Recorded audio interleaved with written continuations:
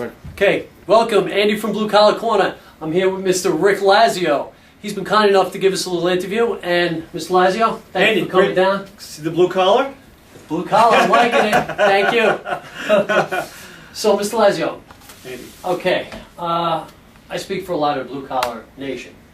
Okay, right now there's a lot of people upset out there.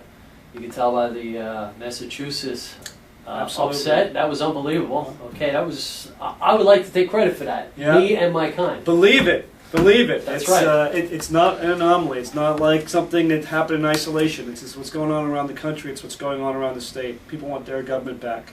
Absolutely. Now, Mr. Lazio, why the governor? Because this is the only state that I've ever called my home state. Because I've had a great career as a public servant. I've been a prosecutor, a local legislator, a 4-term member of Congress here in New York, and for the last 10 years I've been in the private sector. And I want to take my public sector and private sector experience and turn this state around, because I know this state is on a collision course right now. Where spending is out of control, we're driving jobs and people out. I've got 2 teenage daughters, Andy. I want them to be able to live in New York State. I want them to be able to raise a family here, to afford to live in New York State. I don't want them to feel chased out because they can't find jobs, because our economy is in decline. I want us to feel pride. I want us to feel independence. I want us to be strong. I want New Yorkers to save and invest and build this state out again. But we need to make some tough decisions to get there. Okay, now you're running up against the big wall. His name is Andy Cuomo. Okay, Attorney General of New York.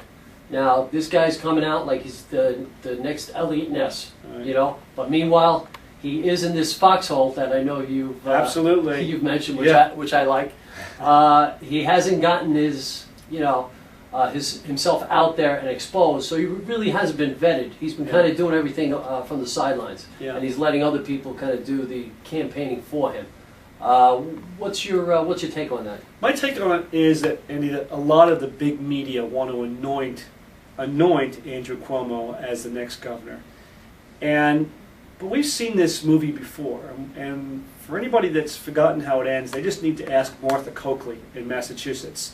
So, there you had a popular attorney general who the media said was the odds-on favorite to win, and they had a huge campaign war chest advantage and all the power of incumbency in a very Democratic state, the bluest of blue states in America.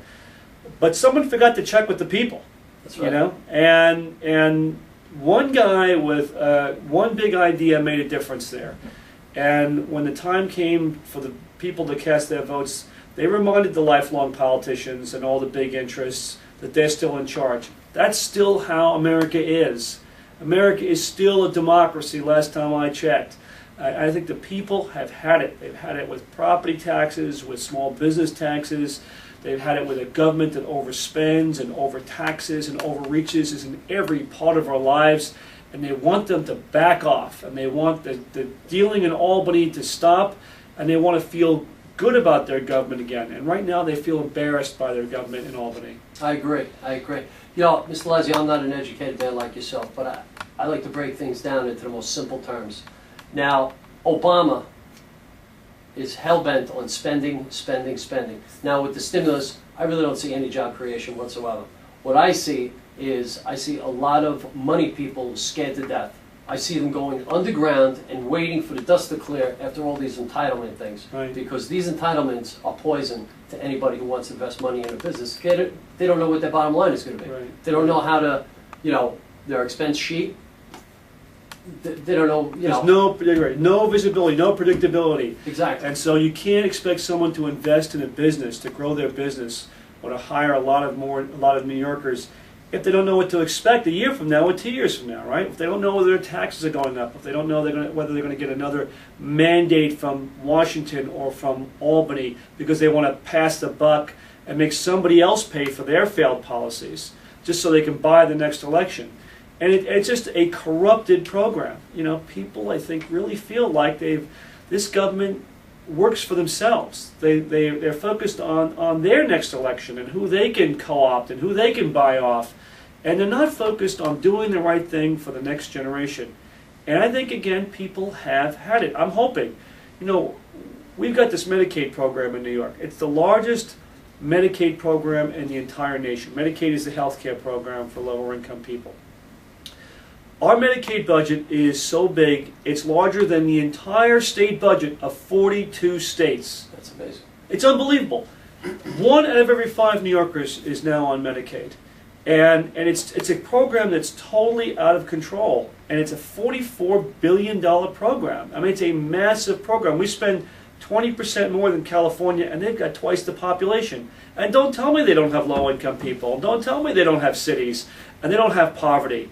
We have a program that is completely out of control.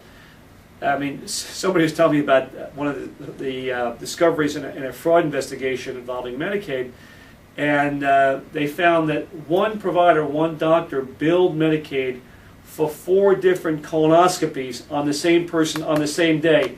Now, Andy, I'm hoping that's a fraud for that. Oh man, that's gotta hurt. I hope he got some good painkillers. That's what the taxpayers have been getting. All right, I'm going to shift things just a little bit. Ground Zero. Yes. Okay. To me, that's the biggest disgrace, not just for New York, appalling, but for the nation. For the nation. Okay. Absolutely. Could you imagine if somebody destroyed the Eiffel Tower? Yeah. How long do you think they would put up with a crater? No time. Right? Yeah. You'd be building the Right. month after. Right. Now, me, myself, I'm a union construction guy. I've been on all of the sites surrounding Ground Zero. 7 World Trade, the Winter Garden, One Liberty, we renovated the whole entire building. These Right. are projects that have all taken place as that crater of death sits as a black eye on the nation. Now, they're telling me it's the Port Authority, it's Silverstein. If you take this office, can you come in there and clear the board and just get things going? Yeah. Because this guy, Chris Ward from the Port Authority, who's holding everything up by saying he will not spend $1 on commercial real estate unless it is rented out in advance. And you and I both know that doesn't happen. You build it first, then the tenants come. Right. What would you do? It's an absolute disgrace that we still have a hole down there. You know, in the middle of the Depression, New Yorkers decided to build a building, restore some pride. It took them 410 days from the date of the start of construction for them to finish the Empire State Building. 410 days. And now we are going on the 9th year, right? Without much progress. I've been down there. You know, I've looked at walked around the area that will be the museum, which I think when it's finished will be terrific. But the delay, the lack of communication, the stops and starts, inexcusable, unforgivable, honestly. And I'm governor, I'm going to be personally responsible for stepping in and getting this thing going. If the Port Authority is not going to move, the one power the New York State governor's got is that he's got to sign the minutes of the meetings of the Port Authority. I am not signing those minutes until I start to see some progress, until New York starts to get treated fairly and we start to see the kind of commitment to rebuilding the downtown area in that spot, in that World Trade Center spot, that the people deserve, that the families deserve of the victims of 9/11. That's good to hear. Here's something that's close to my heart now. Are you familiar with the MMA sport, mixed martial arts? Just a little bit, yeah. Okay. Pataki, when it first came out, Pataki was against it. Right. Okay, he said it was too violent. And you know, when it did first come out, there was no rules. It was everything goes, and there was no weight classes. Everything was, you just get in a ring with a guy who's 400 pounds bigger than you. But today, right now, it's very different. Dana White, who runs the UFC, who's the most popular guy out there, and it is the fastest growing sport.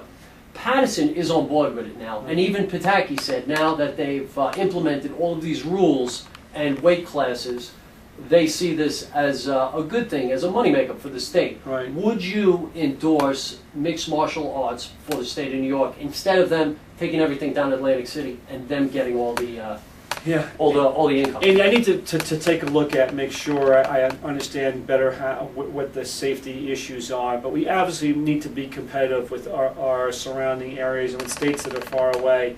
We need to provide opportunities for New Yorkers to be able to earn a living, and we need to have a place where we have some fun, right?